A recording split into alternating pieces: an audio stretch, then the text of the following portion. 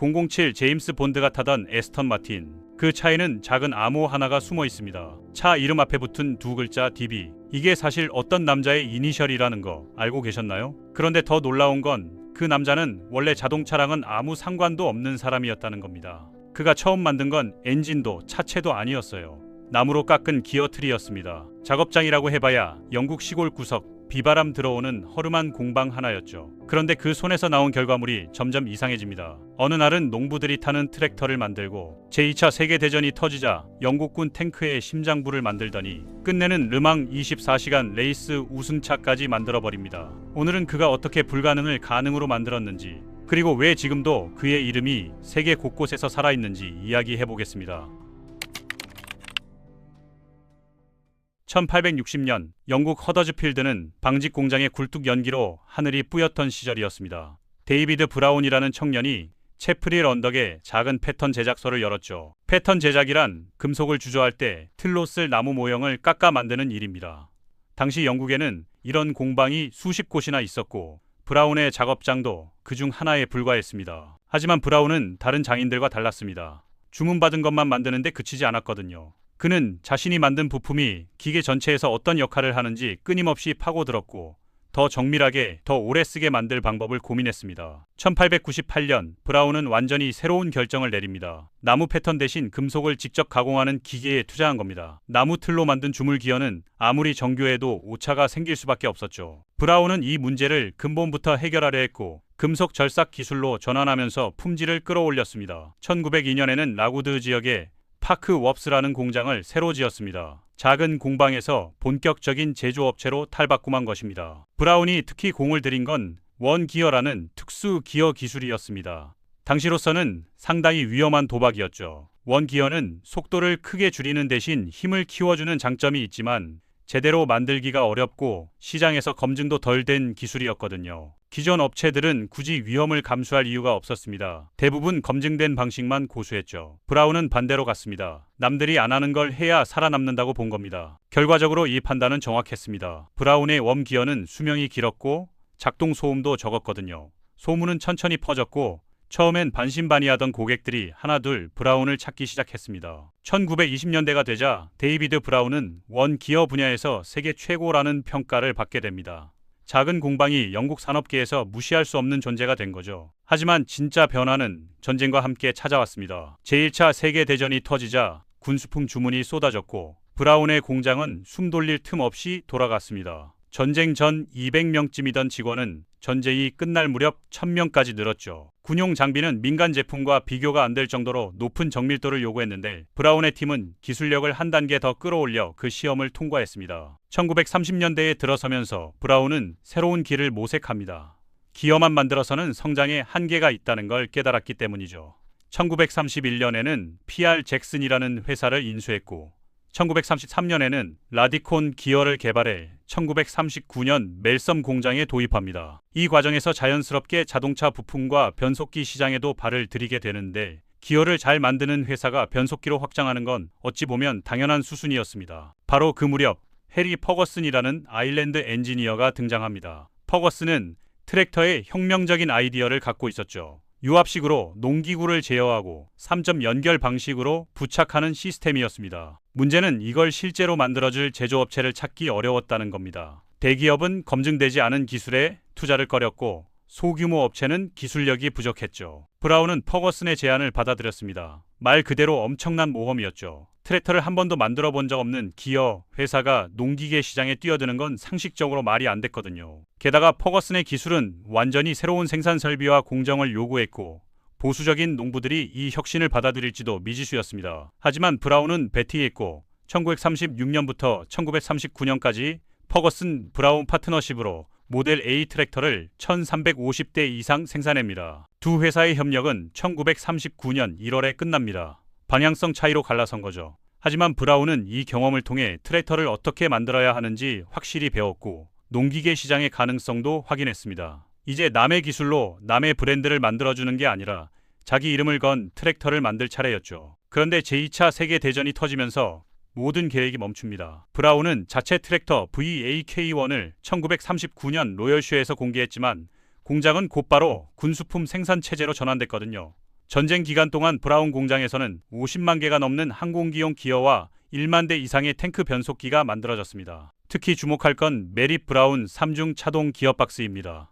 1935년에 합류한 메릿 엔지니어가 개발한 이 변속 시스템은 처칠 탱크에 장착되며 영국군 표준이 됩니다. 농업용 트랙터 기어박스 기술이 전차를 움직이는 데 쓰인 셈이죠. 1945년 종전과 함께 브라운은 개량형 VA-K1A를 내놓으며 본격적으로 트랙터 시장에 진입합니다. 이 트랙터는 전후 영국 농부들이 원하던 것을 정확히 제공했죠. 조작이 단순하고 고장이 적고 다양한 농기구를 붙여 쓸 수 있었습니다. 특히 브라운의 엔지니어들은 퍼거슨의 특허를 피해가면서도 유압 리프트 기능을 구현하는 데 성공합니다. 제어 밸브 위치를 바꾸고 평행 연결 방식에 지자형 깊이 조절 시스템을 적용한 거죠. 덕분에 농부들은 최신 유압 기능을 쓰면서도 기존 농기구를 그대로 활용할 수 있었습니다. VA-K1A는 1947년 6월까지 5,350대가 팔렸고 그해 4월에는 후속 모델 VA-K1C 크롬마스터가 나왔습니다. 크롬마스터는 데이비드 브라운 트랙터의 상징이 되었죠. 독특한 그릴 디자인, 엔진 커버, 그리고 두 사람이 앉을 수 있는 2인승 좌석이 특징이었습니다. 이 좌석 덕분에 농촌에서는 연애할 때 타는 트랙터라는 별명까지 붙었는데 이런 실용적인 설계가 브라운만의 정체성으로 자리 잡았습니다. 크롬마스터 시리즈는 1947년부터 1954년까지 약 59,800대가 생산됐습니다.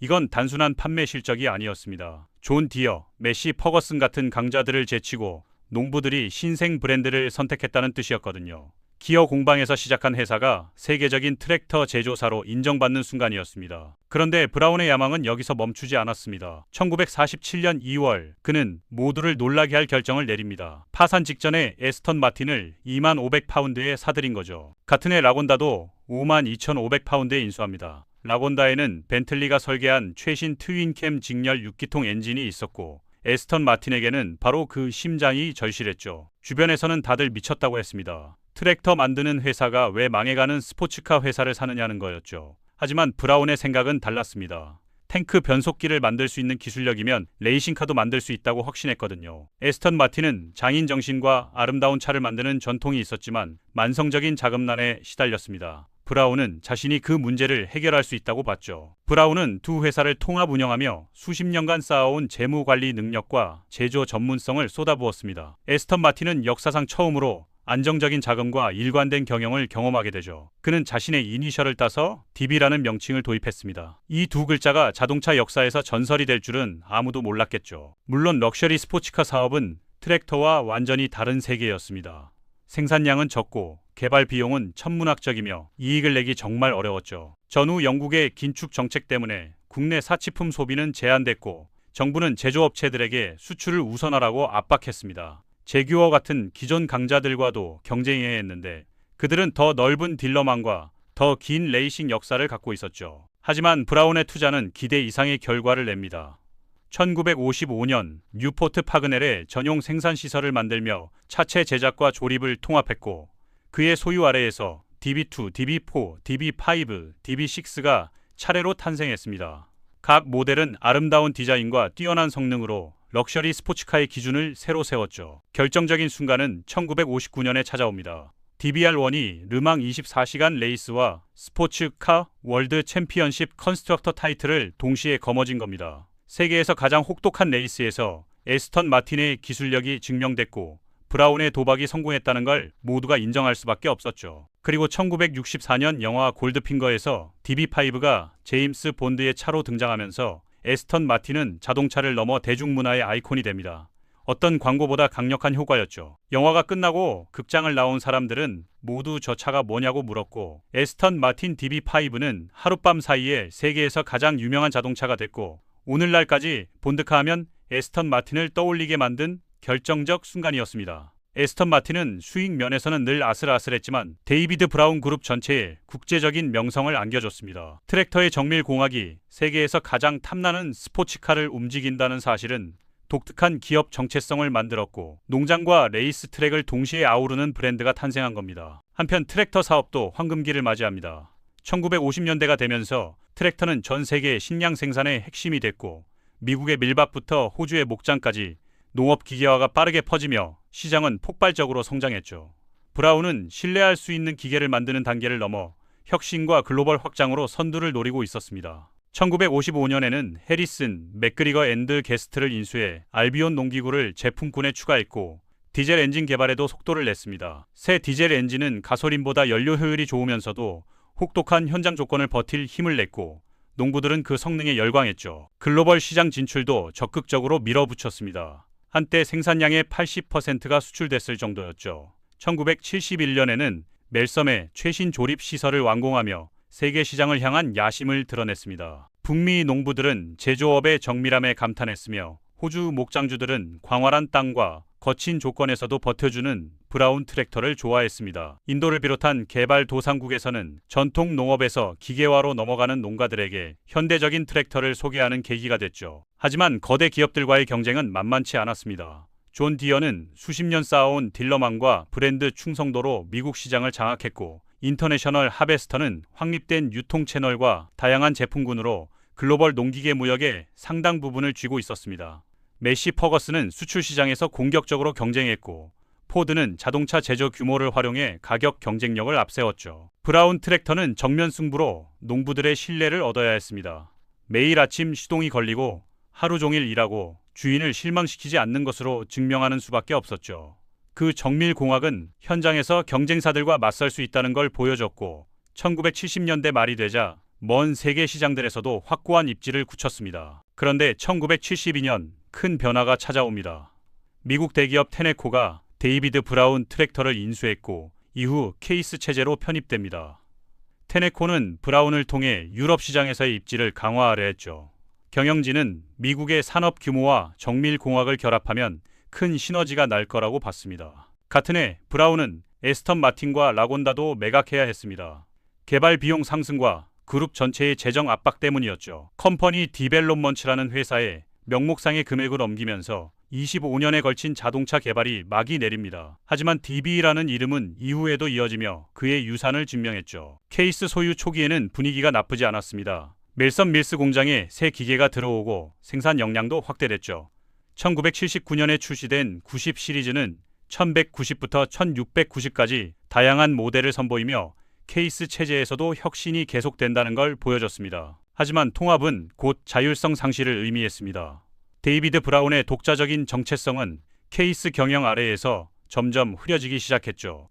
1983년 94 시리즈가 나왔을 때 트랙터에는 데이비드 브라운 명판과 함께 케이스 브랜드가 같이 붙었는데 예전엔 허더즈필드에서 결정하던 일들이 이제는 미국 임원들의 승인을 받아야 했습니다. 1980년대에 접어들며 글로벌 경쟁은 더 치열해집니다. 존 디어는 국제 시장에서 공격적으로 확장했고 메시 퍼거슨은 글로벌 입지를 바탕으로 가격과 접근성으로 승부했습니다. 포드와 뉴홀랜드는 합병으로 엄청난 제조 역량을 갖추게 됐고 이런 거대 기업들은 연구개발과 설비, 유통망에 독립 제조사들이 상상도 못할 규모로 투자할 수 있었습니다. 1985년 1월 케이스와 인터내셔널 하베스터의 합병이 승인되면서 데이비드 브라운의 운명도 사실상 결정됩니다. 경영진은 다음 달 멜섬에서의 신제품 개발을 중단하기로 했죠.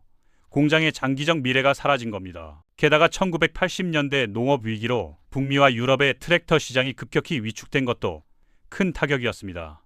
고금리로 농부들이 장비 구매를 미뤘고 농산물 가격 폭락으로 농가 소득이 줄어들었거든요. 1988년 데이비드 브라운이라는 이름은 제품 라인에서 완전히 사라지고 케이스 인터내셔널로 대체됩니다. 하지만 기술적 유산은 케이스 제품 안에서 계속 살아남았죠. 오늘날 데이비드 브라운의 유산은 세 가지 형태로 이어지고 있습니다. 먼저 브랜드가 사라진 지 오래지만 데이비드 브라운 트랙터는 여전히 밭을 갈고 있습니다. 수십 년 동안 브라운 트랙터에 의지해온 농부들에겐 멀쩡히 돌아가는 장비를 굳이 버릴 이유가 없었거든요. 시간이 흐르면서 또 다른 변화가 일어났습니다. 트랙터 애호가들과 수집가들이 데이비드 브라운 기계를 단순한 낡은 장비가 아니라 보존할 가치가 있는 공학 역사로 보기 시작한 거죠. 복원 운동은 처음엔 농부들이 자기 트랙터를 손보는 수준이었지만 점점 더 큰 움직임으로 커졌습니다.